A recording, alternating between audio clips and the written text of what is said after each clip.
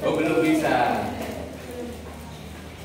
Bisa kita ingat sebentar beberapa hal yang berkaitan dengan klik.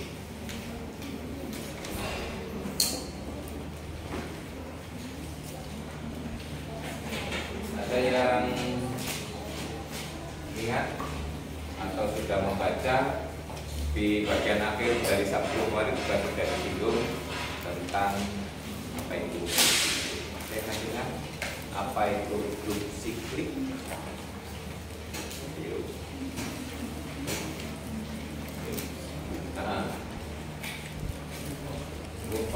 Lupa atau belum pernah membaca? Ada yang ingat atau sudah membaca tentang what is cyclic group? Apa itu grup siklik? Kecil, apanya terkecil? Anda membaca itu, Pak? Ngomong itu, Pak? Enggak tahu. Satu kata gitu, terkecil. Apa? Terkecil. Sekarang benar. Ada subgrup siklik, ada grup siklik, loh ya. Kalau subgrup siklik, ya kalau kita punya G itu grup A itu unsur di G. Jadi subgrup yang dibangun oleh satu unsur dari yang sering simboli A siku itu yang disebut dengan subgrup siklik. Ingat ya. Oh, lah kok hilang kabeh ini. Kalau kita ini, kalau saya punya G itu,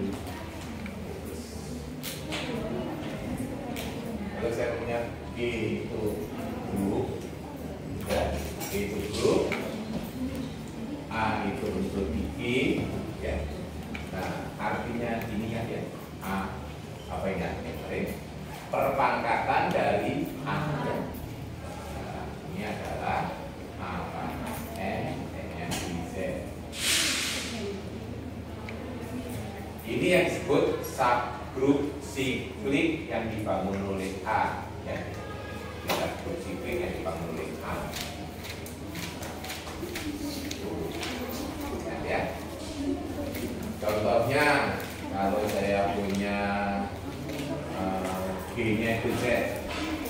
Z itu berada mulai tambah ya, secara umum kita ada grup ya. Kita punya misalkan di sini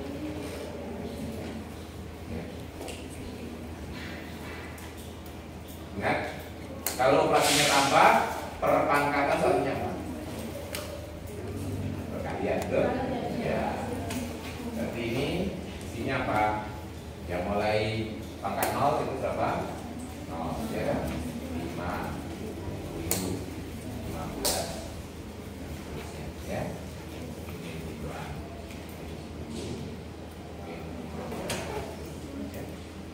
Nah, ini nanti akan biasa juga kita tulis sebagai 15 Z ya. Ini 5 Z. 5 Z.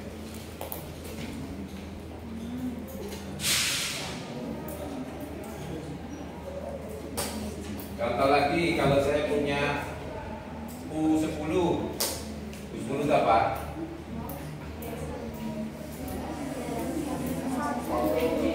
FBB. Isinya adalah bilangan bulat positif kurang dari 10 yang relatif 5 dengan 10. Itu akan membentuk grup terhadap operasi apa? Modulo 10, betul? Tuh, bantu dari kamu. Ya, ini isinya apa saja? 1, 3, 7, 9. Ya, cukup. Di recalling ya, Mbak, kok gak dibaca ulang ya. Harus diulang-ulang ya. Pengetahuan itu biar mancep ya, biar merekat.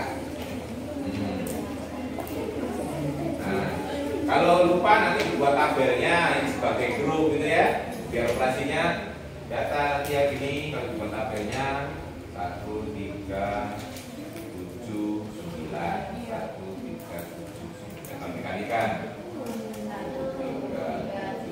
3 kali 1, 3 kali 3, 3 kali 7, 1.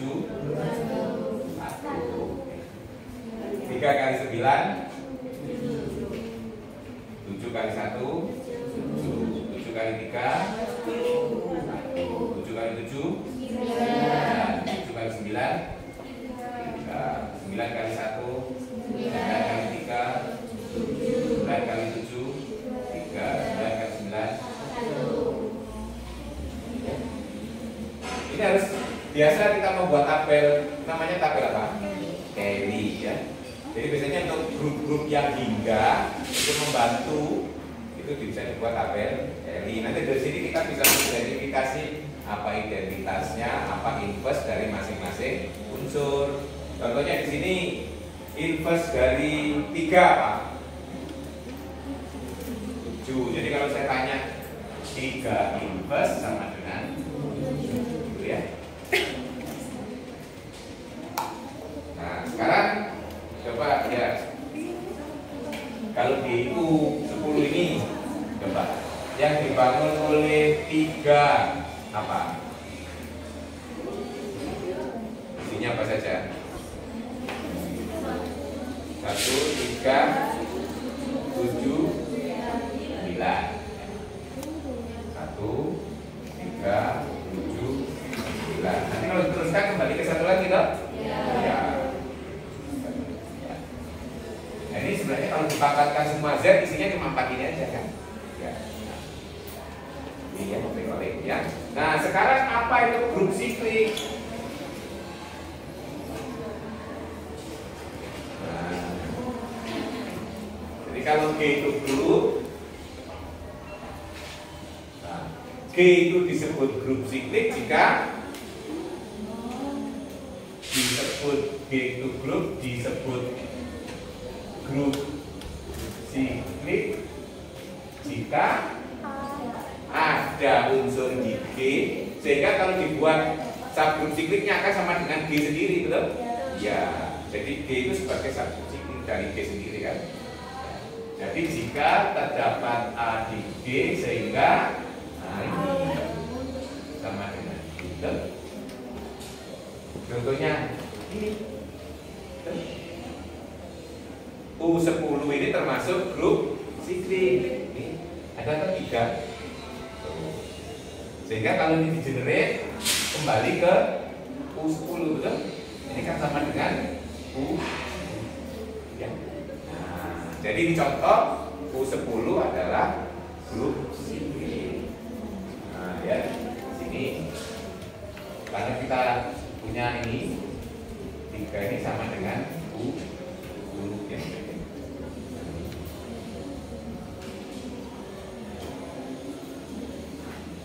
Pertanyaan saya, Z itu grup siklik apa tidak? Tidak. Ya, dibangun oleh 1 atau min 1. Nah, Z juga, Z tadi itu akan sama dengan ini. Bisa juga sama dengan min. Betul. Karena setiap unsur di Z bisa dinyatakan sebagai kali dari 1. Ya. Jadi kalau A itu di Z, selalu kita tulis A itu sama dengan apa? A kali 1, betul? Nah, ya. Jadi 1 itu akan bisa juga sama dengan ini min A dikalikan min 1 ya. Kan Z itu kali. Ini rekolek ya. Jadi subgrup siklik itu kalau ada. Nah, sekarang pertanyaannya, bisakah kita mencari semua pembangun dari suatu? Kalau kita ingin membuktikan dia siklik atau tidak, cukup dicari satu pembangun atau generator ya. Nah, pertanyaan selanjutnya, bisakah kita mencari semua pembangun? Nah, semua pembangun. Contohnya di sini. Nah, kalau sedikit ini bisa dicobain sendiri satu-satu ya kan? Contohnya U10 cuma ada 4 unsur, coba aja satu-satu gitu ya. Nah, sebagai contoh, di sini 1 kalau kita jebret ya cuma di 1 saja tuh. 1 pangkat berapapun 1, ya toh. Berarti kalau kita lihat di sini 1 ya cuma isinya 1 aja. Gak mungkin akan sama dengan 10. Kalau 3 tadi sudah, kalau 7 kan dipangkatkan. 11 1 masuk, 7 masuk, 7 kali 7 9 dipangkatkan 3 kali 7 lagi 3. Semuanya masuk kan? Nah ini sama dengan U. Nanti 9 juga bisa dicek. 1 9 terus 1 betul? 9 pangkat 2 kan 1. Ya. Nah kali ini tidak sama dengan ya. Ini tidak sama dengan U. Tidak sama dengan U. Ini tidak sama dengan U. Jadi pembangunnya di sini generatornya selain 3, jadi U10 ini juga bisa ditulis sebagai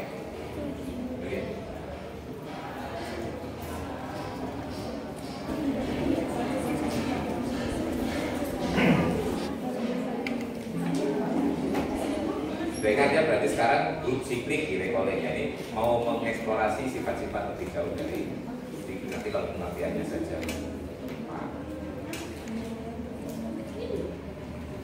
Jadi masalah berikutnya adalah mengidentifikasi semua pembangun. Nah mungkin model yang kita punyai lagi selain U10 kalau Bunda itu adalah selain UN ini adalah ZN. Gitu. ZN itu siklik atau bukan? Siklik. Yang jelas pembangunnya mesti ada 1. Ya. Nah nanti permasalahannya selain 1 ada apa lagi? Gitu ya? Ditulis ada ya. Nah caranya ya. Ditulis tadi yang ditanyakan Z berapa? Z15. Kalau pembangun, semua pembangun dari Z15 apa saja? 1, 2, 4, 8, 11, 13, 14. Kalau ada identifikasi, itu tadi bilangan itu kaitannya dengan 15 apa? Relatif. Bisa buktikan secara umum? Ya kan? A itu adalah generator dari ZN jika A dan N relatif 5.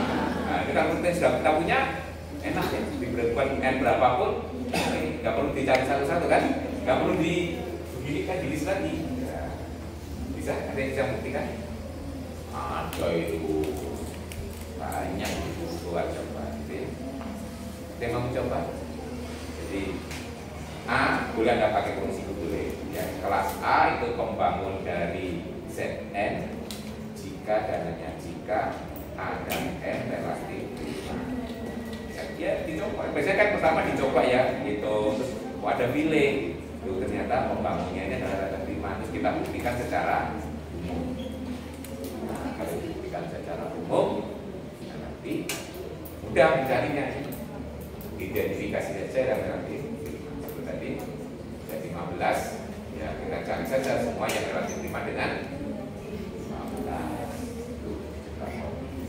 15. Itu kalau nyobain satu-satu lumayan nih. Tadi ada yang nyobain satu-satu. Berarti sudah tahu sifatnya kan?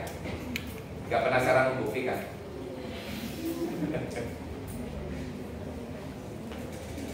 Ada yang mau mencoba?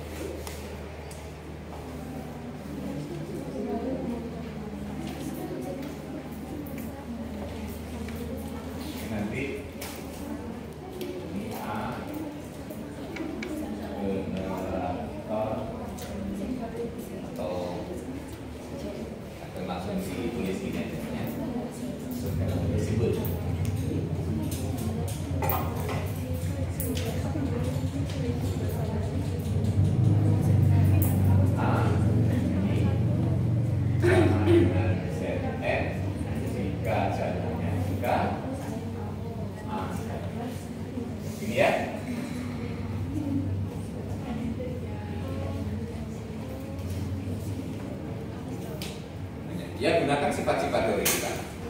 Ini saya balik, kalau di bukunya kalian dibuktikan teorema Salomon dulu baru dipakai ya. Nah, kalau saya memberikan motivasi, jadi kan kalau belajar lebih suka dari yang konkret dibawa ke yang abstrak. Kalau pendekatan di kalian yang abstrak dulu baru ke konkret kan ya.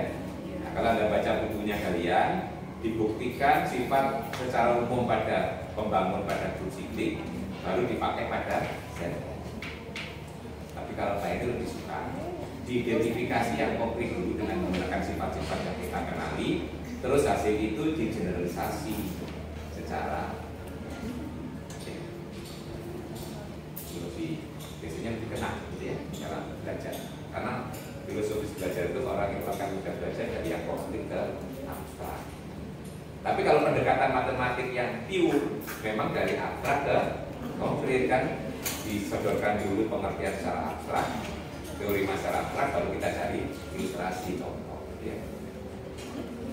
Tapi kalau untuk dalam hal belajar yang lebih enak kalau dari konkret.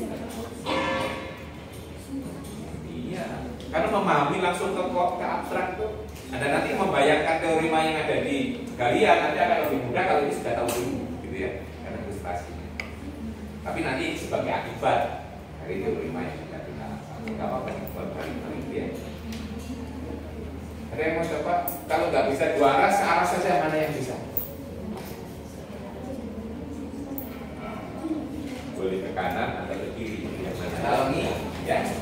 Untuk membuktikan bahwa A itu adalah generator dari Zn, jika dan jika ada generator 5, kita buktikan yang ke kiri terlebih dahulu. Ya. Nah ini kita bisa tulis 1 itu sama dengan AX ditambah NY untuk suatu X dan Y Z. Ya. Nah ini adalah teorema yang sangat terkenal ya, di representasi G. Ya.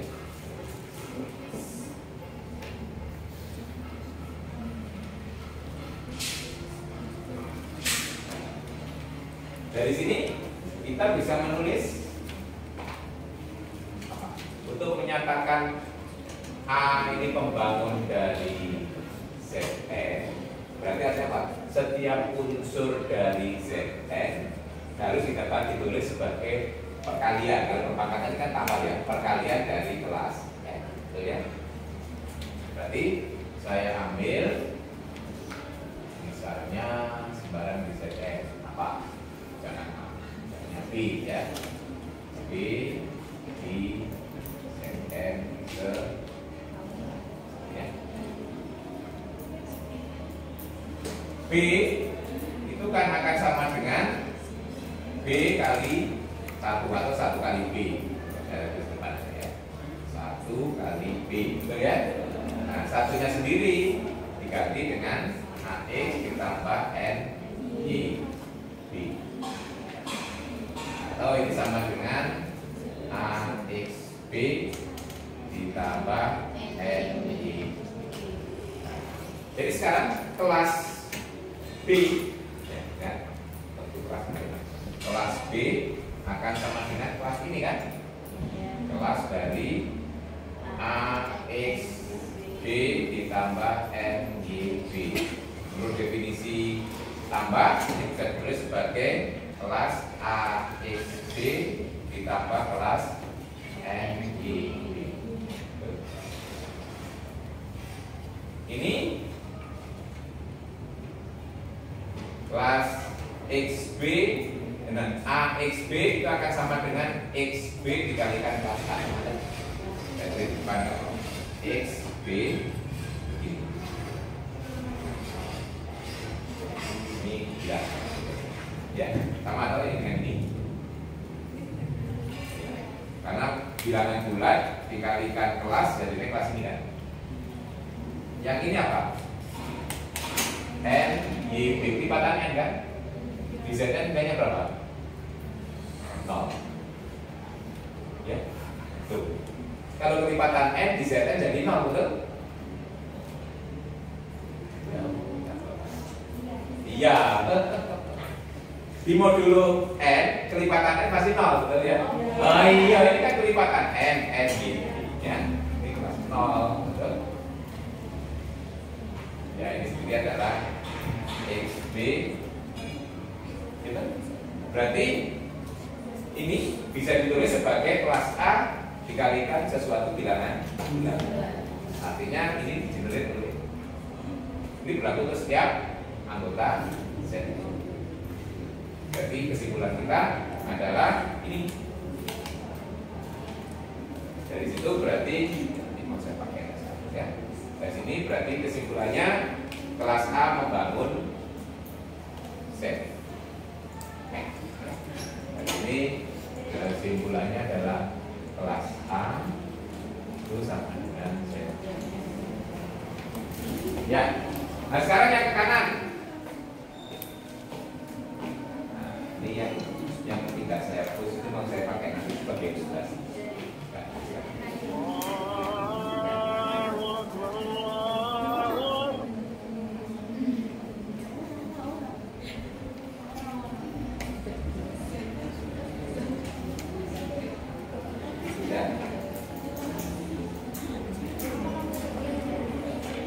Yang ke kanan. Karena kita punya bahwa kelas A itu adalah pembangun dari Zn. Berarti apa? Setiap unsur di Zn dapat ditulis sebagai kelipatan dari A ya. Maka itu kalau tambah jadi kelipatannya. Ya. Nah, termasuk satu. Satu itu kan anggota di Zn ya. Yang kanan. Ingat bahwa satu itu anggota Zn. Berarti satu itu harus bisa ditulis sampai kali akte. Karena iya bilangan bulat kali akte ya. Jadi satu nanti harus bisa tulis banyak K dikalikan ya. Untuk suatu K di Z.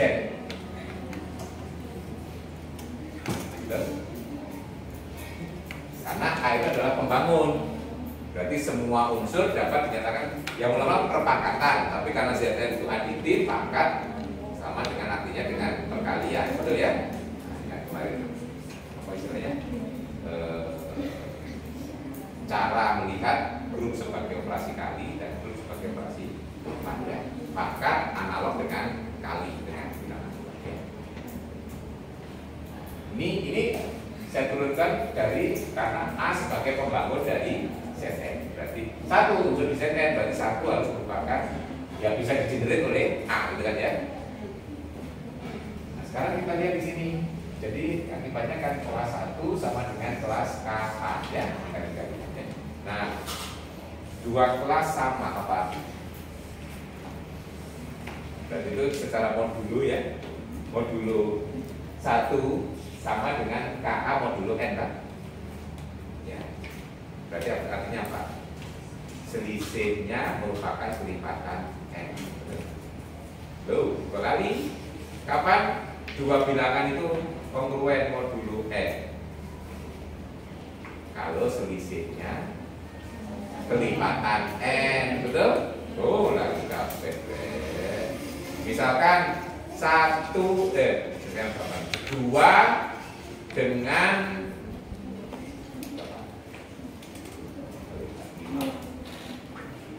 dengan 12 itu kalau modulo 5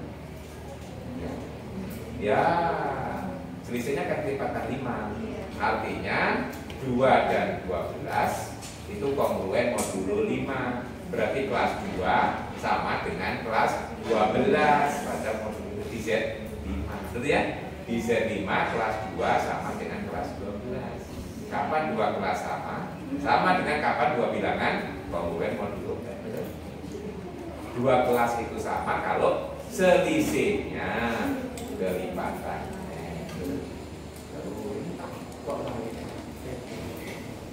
Padahal kemarin sudah saya ingatkan di recalling lagi yang lupa ya. Kemarin kuliah teori bilangan 1 semester, mengingatkan kemarin cuma 1 kali pertemuan. Ya, berarti di sini N membagi 1 dikurangi K. Berarti 1 dikurangi KA kelipatan N ya. Ya. Lalu Berarti 1 dikurangi KA bisa ditulis misalnya L kali N. Untuk suatu L di Z. Atau kita tulis jadi 1 sama dengan KA ditambah LN. Jadi kelas 1 kan selesai. Nah, kalau di sini apa kesimpulan kita? Yaitu bahwa A dan M relatif prima.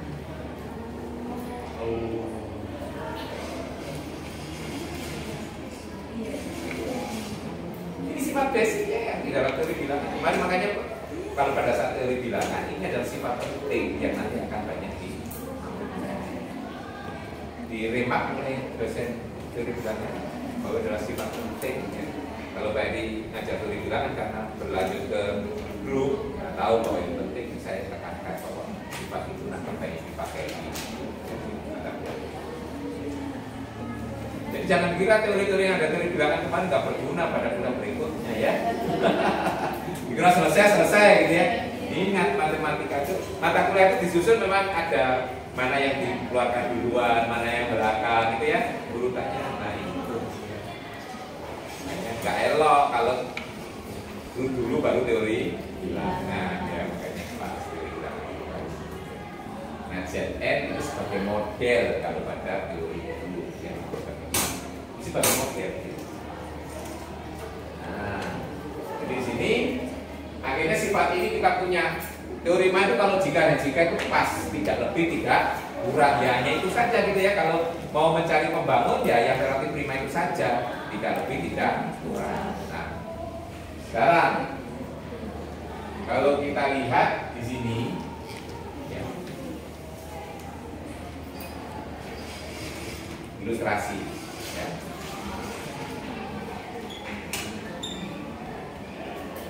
Tadi pembangun dari Z15 masih ingat ya? Berapa saja? 1, 2, 4. Jadi generator Z15 ingat 1, 2, 4, 5, 6, 7, 8, 9.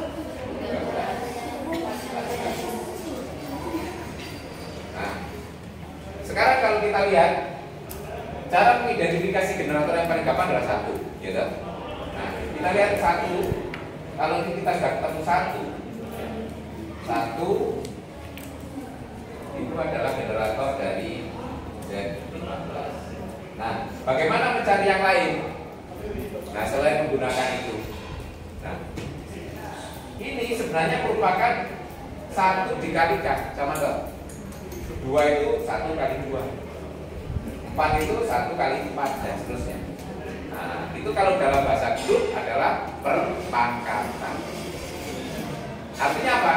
Di sini kalau saya punya grup itu sudah sama, ini sudah dibangun oleh A.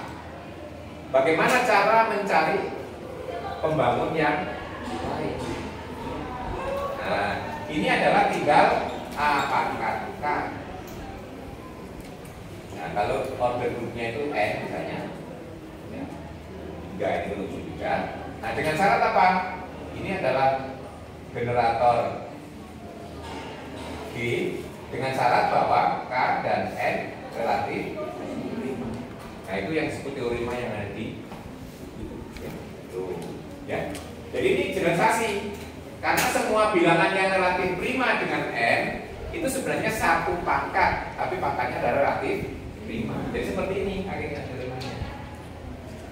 Nah, nanti buktinya mirip ini. Buktinya mirip yang kita punyai di Zn. Itu sudah ketemu teoremanya gitu. Ya.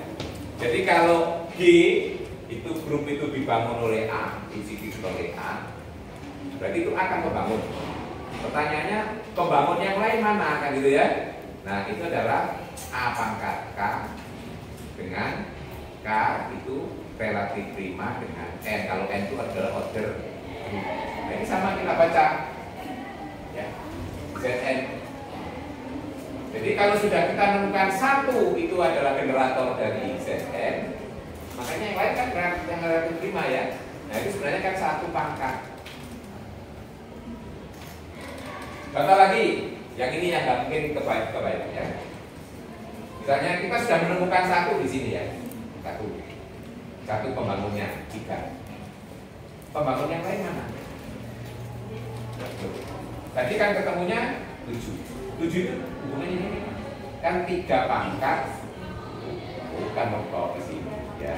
3 pangkat, pangkatnya adalah yang relatif prima dengan 4, betul ya? Ingat order U10 adalah 4, betul? Nah, yang relatif prima dengan 10 dengan 4 apa? 1 base 1 3 relatif prima dengan 4 order ya. Nah, bingung nggak? Order dari 4 berapa? U10 sebenarnya 4. Nah, padahal U10 itu sudah dibangun oleh 3. Misalnya kita sudah menemukan 1 gitu ya. Ini aja. Nah, jadi padahal U10 itu sudah sama dengan ini. Nah, pertanyaannya pembangun yang lain mana? Tuh ya. Tinggal 3 pangkat. Pangkatnya adalah semua bilangan yang relatif prima dengan 4. Nah, yang relatif prima dengan 4 itu 1, 3. Jadi tinggal 3 pangkat 1 dan 3 pangkat 3. Nah, jadi nggak usah hitung lagi gitu loh ya. Kalau sudah ketemu 1 bisa mencari yang lain. Ya, betul? Paham? Itu cara menggunakan teori main tadi. Teori main tadi kita generalisasi dari kasus itu, gitu ya. Jadi ini salah satu yang bisa digunakan. Kita sudah punya ini, akhirnya kita cari K yang relatif prima dengan 4. Nah, yang relatif prima dengan 4, K-nya cuma ketemu 1, 3. Berarti generator yang lain tinggal 3 pangkat 1 atau 3 pangkat 3. 3 pangkat 3 itu 7. Ya, 3 dong.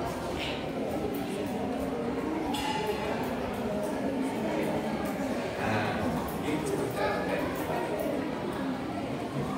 Nah, buktinya teori main tinggal memperumum ini ya. Jadi kalau ini saya rumuskan ulang ya. Jadi teori mainnya ini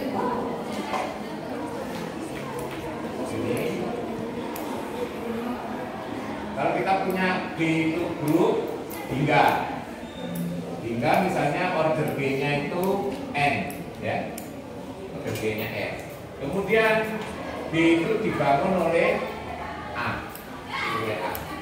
Nah, A pangkat K itu adalah pembangun dari B. Jika K dan N relatif prima.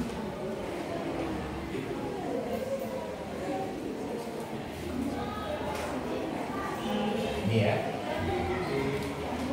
Ini bunyinya memperumum sifat ini.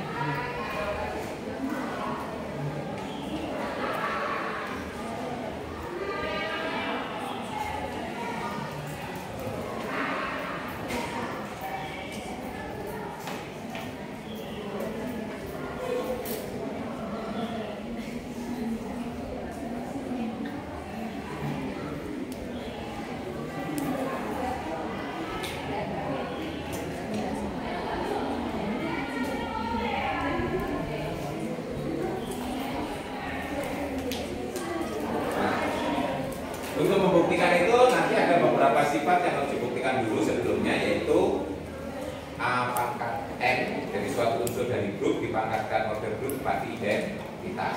Itu sebagai akibat dari teorema yang sudah dibuktikan. Jadi cara mencarinya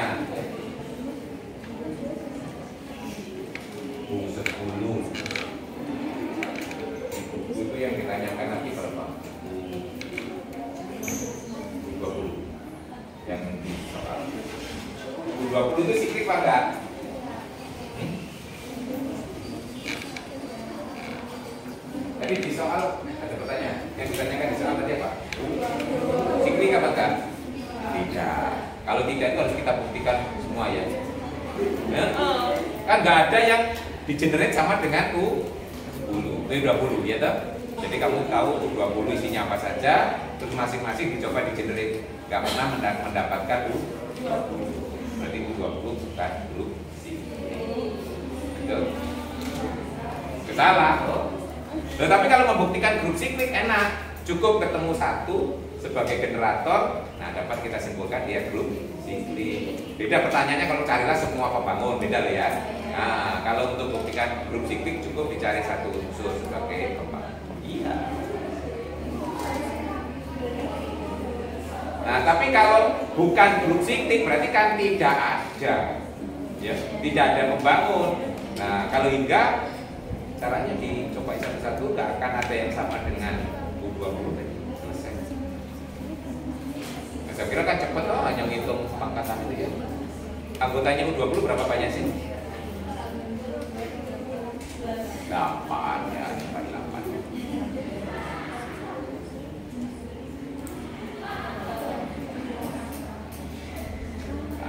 Satu enggak, setelah satu pangkat berapa satu ya. Terus anggota lagi yang kedua berapa? 3. Nah. Setelah 9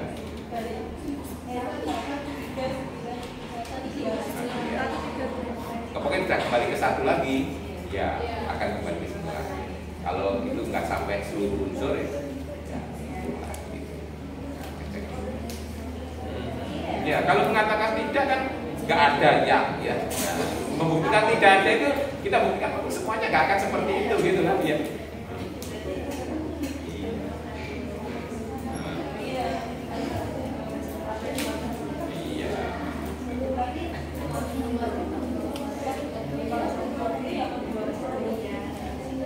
Dulunya 20 jangan lupa nanti pakai 10. Ya. Jadi sebenarnya kalau paham soal di kuis tadi nggak susah-susah, gampang-gampang. Loh, Anda harusnya kalau bisa membaca.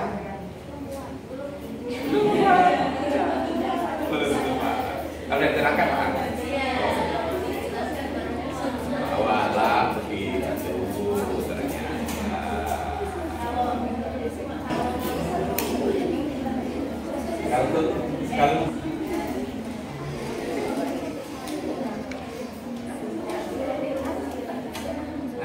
Kalau di buku ini nanti buktinya akan menggunakan sebagai akibat dari teorema sebelumnya ya.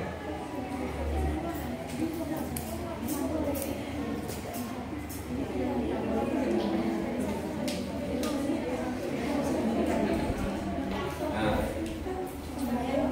yang basic teorema 41 sebenarnya ilustrasinya kalau tadi menggunakan Z dan Zn ya. Z dan Zn itu bisa untuk menjelaskan teorema 4.1. Anda coba lihat di buku Anda. Teorema 4.1 di halaman 78 bagian bawah. Kalau grupnya itu infinite atau tak hingga, ya tak hingga. Kalau saya punya dua unsur ya, yang hasil perpangkatan itu sama, itu jika pangkatnya sama. Tapi kalau hingga, grupnya hingga, itu berulang kalau dipangkatkan ya. Nah, sebagai contoh di U10 saja ya. U10 kalau kita lihat tadi misalnya yang 9 yang dipangkatkan ini ya. Nah, 3 boleh 7 9 gitu ya. Unsur itu kalau dipangkatkan berulang, itu sebagai ilustrasi dari 4.1 ya. Sebagai ilustrasinya kita lihat. Kalau di Z itu contoh grup yang tak hingga ya. Z itu adalah contoh grup yang mempunyai tak hingga, banyak itu tak hingga. Kalau kita punya unsur dipangkatkan gitu ya, A pangkat I sama dengan A pangkat J, itu harus berakibat bahwa pangkatnya harus sama, karena nggak pernah berulang kalau dipangkatkan. pernah berulang. Kalau berulang nanti akhirnya jadi hingga. Ya, itu kontradiksinya. Ya. Nah, itu teori mana? Sebenarnya dari situ apa ilustrasinya. Tetapi kalau contohnya di U10 ini, nah berulang. Ya, contohnya 3 kamu dipangkatkan ya. Nah, 3 itu kalau dipangkatkan terus, ya. Misalnya 3 pangkat 1 itu 3 pangkat 2 9.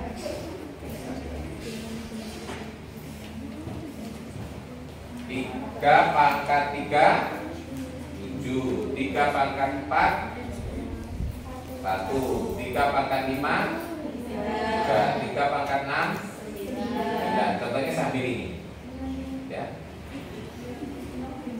3 pangkat 2 sama dengan 3 pangkat 6. Nah, ini padahal 2 dan 6 tidak sama. Tuh ya. Jadi kalau grupnya hingga memungkinkan pangkat tidak sama menghasilkan bilangan yang menghasilkan unsur yang sama.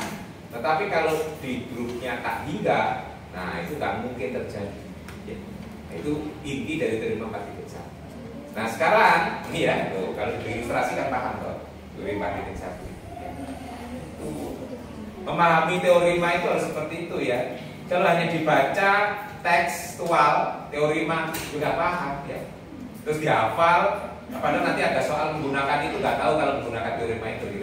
Karena feel-nya nggak kena gitu ya. Nggak kena. Nah sekarang yang menarik adalah apa hubungan 2 dan 6 gitu kan ya. Jadi 2 dan 6 selisihnya ini 4 gitu ya. Nanti kalau saya cari lagi ya, 2 ke 3 pangkat 10 itu juga 9 kalau ada itu. Kita teruskan nanti 3 pangkat 7 jadi 7 ya. 3 pangkat 8 1, 3 pangkat 9 ya, terus 3 pangkat 10 betul ya. Nah itu juga nanti akan sama dengan 3 pangkat. Nah yang mana ada hubungan pangkatnya ini ya toh.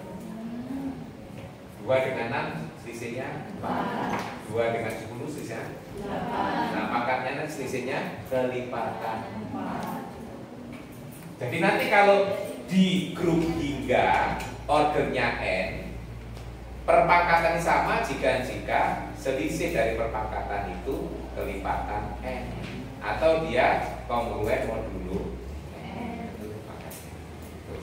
Itu inti dari teorema 4.1. Pemahamannya seperti itu. Ini mulai paham ya apa arti teorema. Ya. Nah, jadi yang kita hubungkan adalah ini pangkat. Jadi kalau order G-nya itu nanti n, nah, ya toh, A pangkat I sama dengan A pangkat D jika n itu membagi I min C, gitu ya. Atau I dan J kongruen modulo n. Ini sama saja dengan artinya jika I kongruen J mod n, gitu ya. Itu teori 4.1 ya. Sebenarnya kalau buktinya itu bisa dibaca, tapi saya khawatir memahami makna dari teori karena cara membacanya kan bus gitu ya. Membaca saja tapi tidak dipahami kan? Iya. Master racing iya ya. Gak paham ya. Ya itu cara menggunakan teorimanya. Jadi kalau kita punya grup hingga, pangkatnya nanti selisihnya kelipatan n itu pasti sama. Nah, dipangkatkan. Ya. Nah, di situ nanti dari teorema 4.1 di sini buktinya sudah cukup jelas clear. Pakai algoritma pembagian. Terus nanti muncul 4 akibat ya. Yang pertama, order unsur itu sama dengan order subgroup yang dibangun oleh unsur itu. Ya. Contohnya ini, ya. Ya. Ini yang dibangun oleh 3 punya 4 unsur. Berarti ini artinya order dari ini grup yang dibangun oleh itu 4. Betul? Kalau order grup itu kan berarti banyaknya unsur. Sementara order unsurnya itu adalah bilangan bulat positif terkecil dipakai pangkatan 3 sama dengan identitas. Nah, kan 3 pangkat 4 paling kecil loh. Ya.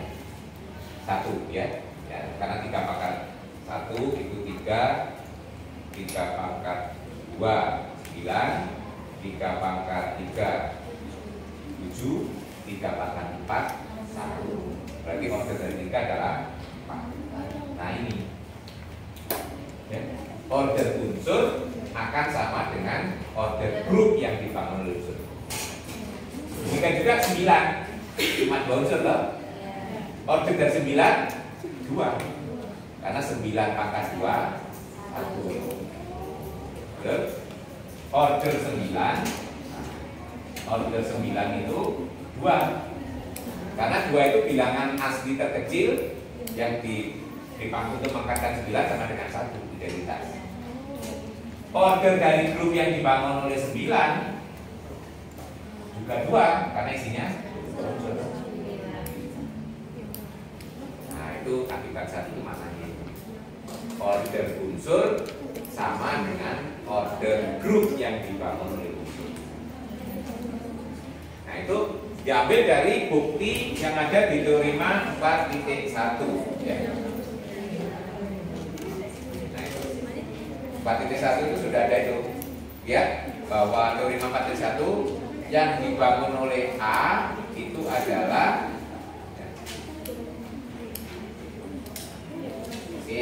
A kuadrat terus sampai N.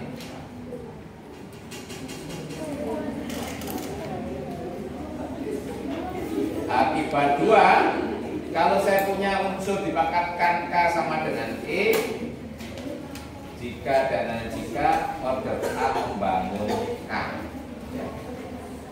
Nah ini cuma pakai teorema ini tadi ya. Teorema aslinya tadi kan ini, A pangkat I sama dengan A pangkat J jika N membagi I min J.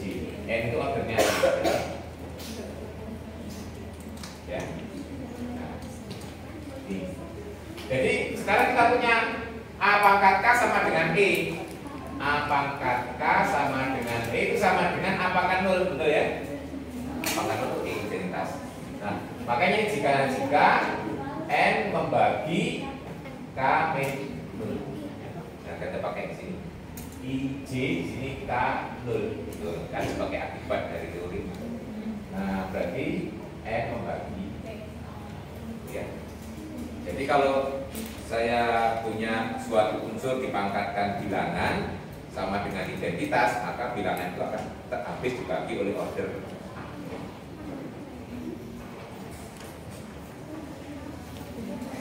Ini sebagai akibat dari teorema.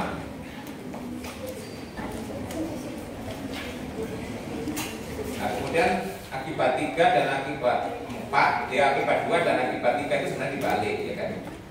Kalau N order membagi K, berarti kan sama aja kan K kelipatan ordernya. Kita hanya membacanya dibalik ya toh. Ya. Jadi akibat 3 itu sebagai membaca tapi sebaliknya dari akibat 2 ya. Order A membagi K itu artinya sama aja dengan K kelipatan order A ya itu ya. Kalau akibat 4, nah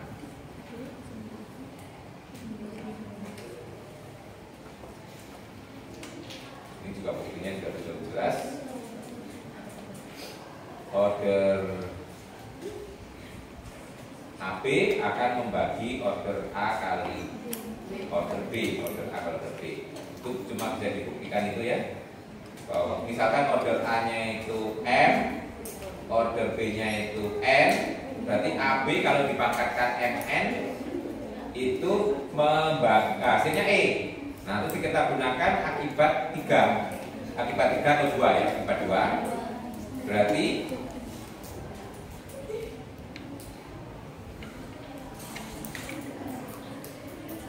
order AB membagi M kali N, gitu ya. Karena kita punya ini toh. Nah, kita pakai yang ini tadi. Bahwa AB kalau dipangkatkan MN itu tadi dibentuk sama dengan identitas. Nah, berarti order AB harus membagi MN. Nah, MN tadi ini order A, ini order B, gitu ya. Ini, jadi akibat 4 bisa dijelaskan dari akibat 2. Akibat berapa?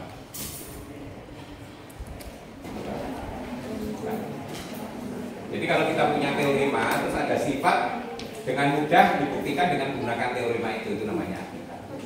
Jadi nggak usah panjang-panjang, ini cukup kasus khusus dari teorema, ya ini diapakan. Tapi kalau ada sifat yang dipakai untuk membuktikan suatu teorema, itu namanya lemma, teorema Bantu.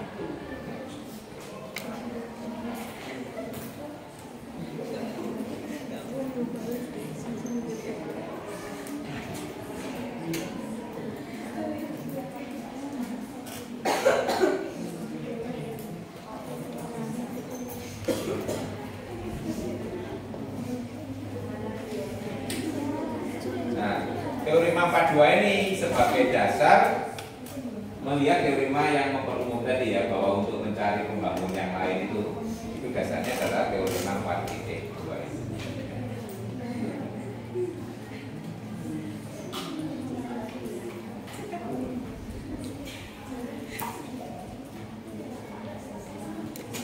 Nanti teorema yang kita punyai itu sebagai akibat dari 4.2 ya, yaitu akibat 3 ya. Akibat 3 itu sebagai ya, yang ini tadi ya, nah ini pembangunnya itu adalah yang relatif prima ini ya. Ini tadi kalau di buku sebagai akibat dari teorema 42. Nah, kemudian yang ini akibat dari ini gitu ya. Maka kalau belajar itu sebagai motivasi. Gitu ya. Tapi kalau dalam pembuktian biasanya dibuktikan yang sulit dulu, yang mudah sebagai akibat.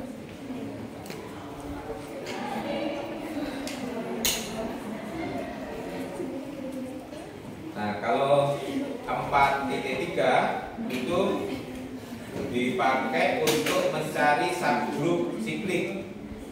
Bahwa subgroup siklik itu pasti mempunyai subgroup yang berorder pembagi dari order grup aslinya. Contohnya Zn ya, Zn itu mesti mempunyai subgroup siklik juga. Zn bisa pakai ilustrasi. Ini mana ya? Ya. Nanti pemakaiannya dari teman tadi ya, bahwa kalau kita punya grup siklik, pasti subgrupnya semuanya siklik, dan itu mempunyai sebanyak pembagi dari order grup. Contohnya kalau kita punya, nggak usah banyak, C12 saja lah ya, C12, C12. Nah, C12 itu siklik, ya, siklik. Ya, yang paling gampang dibangun oleh satu. Ya, pembangunan yang lain adalah yang relatif prima dengan, ya, ini bisa juga akan sama dengan dibangun oleh A, di mana A dan 12 relatif prima. Ya. Nah, nanti menurut teorema itu grup C12 itu pasti subgrupnya semuanya siklik dan mempunyai sebanyak pembagi dari order C12. Ini 12. Berarti pembagi dari 12 berapa saja? Nah, pembagi 12 1. Ini pembagi positif ya. Negatifnya ini sama saja. 2 3 4 5 6 7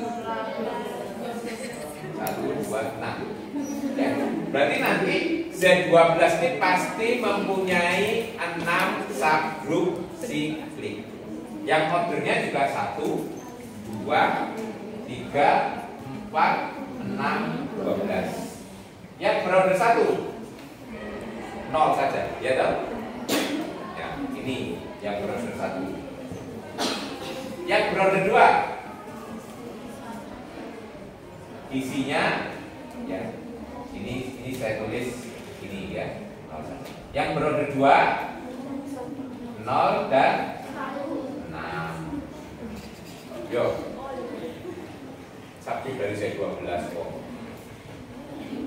Ordernya 2. Subgroup dari Z12 yang order 2 0. Nah, isinya betul.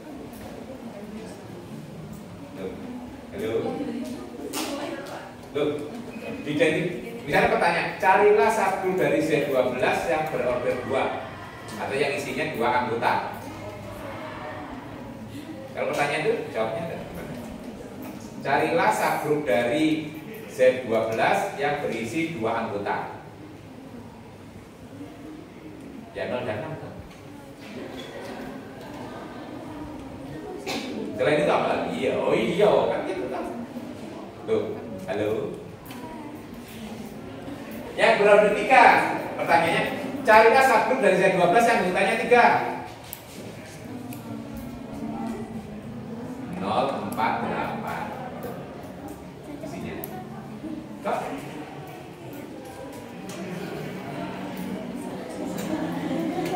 Kalau yang ini dibangun oleh 6. Nah, yang ordernya 3, 0, 4, 8. Tuh. Jadi subgroup anggotanya 3. Selain itu tadi lagi. Halo. Ini masalah mencari subgroup, harusnya sudah di kuliah sebelumnya ya. Carilah subgroup dari Z12 yang beranggotakan 3. Ini nanti dibangun oleh 4. Ya. Terus yang berorder 4, yang anggotanya 4. 0, 3, 6, 9. Tuh, boleh lancar. Dibangun oleh ya. Yang anggotanya 6. 0, 2, 4, 6, 8, 10. Dibangun oleh yang anggotanya 12. Ya, Z12 sendiri itu ya. 0, 1, 2, 3 sampai 11. Nah, sekarang coba ini lihat. Yang beranggotakan cuma di sini aja. 2 dibangun oleh 6. 6 itu kalau dikaitkan dengan 12 adalah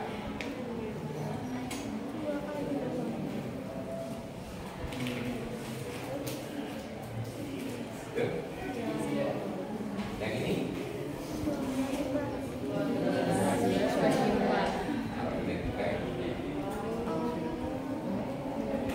Yang ini dibangun oleh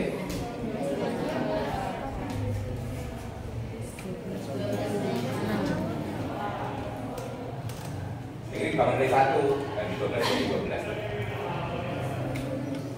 Nah itu nanti ini sebagai pangkat kalau pada grup siklik tuh, ya.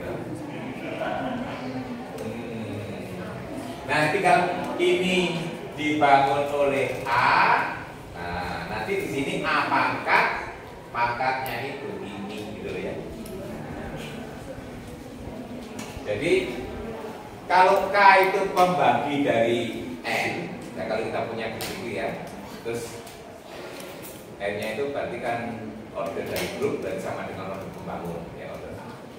Nah makanya subgroup yang berorder K itu pasti dibangun oleh A pangkat N per K. Ya. Nah itu teorema yang di situ maksudnya. Ya. Ilustrasinya di Zn.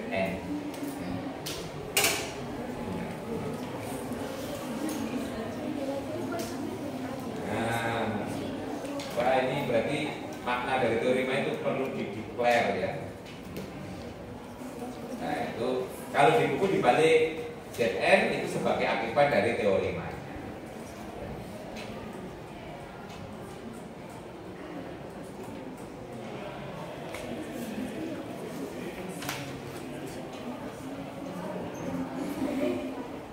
Yang terakhir tentang bilangan Euler. Euler itu nama orang. Pn ya. Pn itu adalah sama seperti permukaan mirip tadi ya. Pn itu adalah banyaknya tadi ya. Banyaknya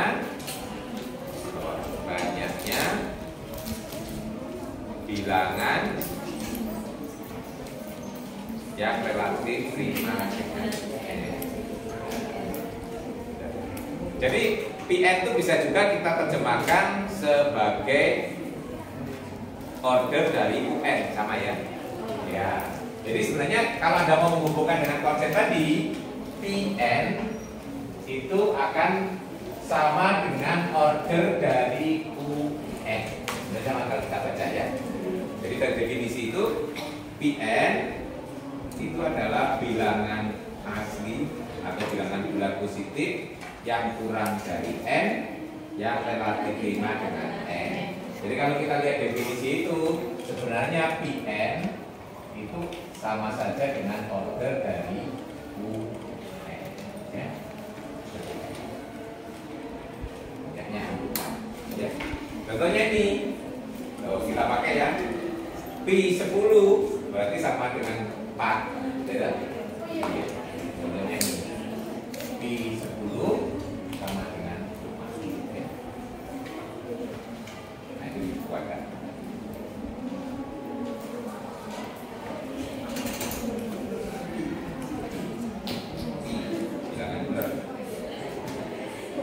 Nanti P ini dipakai untuk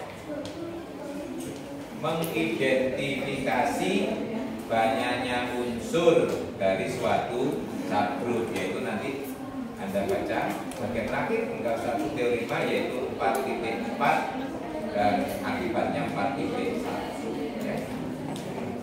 Nanti kalau tidak jelas bisa ditanyakan di forum.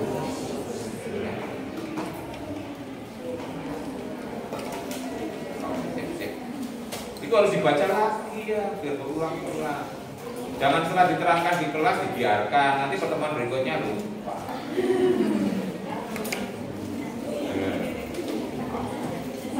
Semua mau ditanya nggak ada yang bisa, berarti kan lupa semua ya. Kecuali kalau ada yang bisa. Nah, ini kurang greget ya belajarnya. Ada pertanyaan silakan. Belum kita akhiri. Nanti kalau ada pertanyaan lebih jauh, silakan diposting di forum. Ya. Memang kalau tidak ada pertanyaan, pertemuan kita hari ini bisa kita akhiri. Insya Allah ketemu lagi Senin pekan depan. Materinya apa? Permutasi. Akan kita lihat permutasi sebagai apa itu permutasi? Apa sih? Permutasi untuk keperluan grup itu ya. Permutasi itu adalah sebenarnya sudah kita bicarakan kemarin sebagai ilustrasi grup. Permutasi itu adalah pemetaan satu-satu faktor. Itu yang disebut permutasi. Nah itu nanti kemarin kan itu contoh grup. Ini akan kita diskusikan khusus untuk permutasi sebagai grup. Nanti banyak aspek-aspek yang bisa diekspos. Salah satu yang digunakan sifatnya itu sudah ada gunakan pada saat kuliah aljabar linear elementer. Masih ingat menggunakan permutasi di mana itu? Saat mendefinisikan determinan. Nah, nanti dibuka lagi ya. Dulu aljabar linear elementer, Rowan Anton. Pada ada waktu mendefinisikan determinan. Ini dipakai permutasi. Buka bukunya nanti, kalau enggak ya berarti ada yang lewat begitu saja, wush, nggak berkesan sama sekali ya. Nah, karena permutasi itu banyak gunanya, makanya di kuliah grup perlu diekspos secara tersendiri dalam satu topik ya, pembicaraan. Oke, cukup ya. Assalamualaikum warahmatullahi wabarakatuh.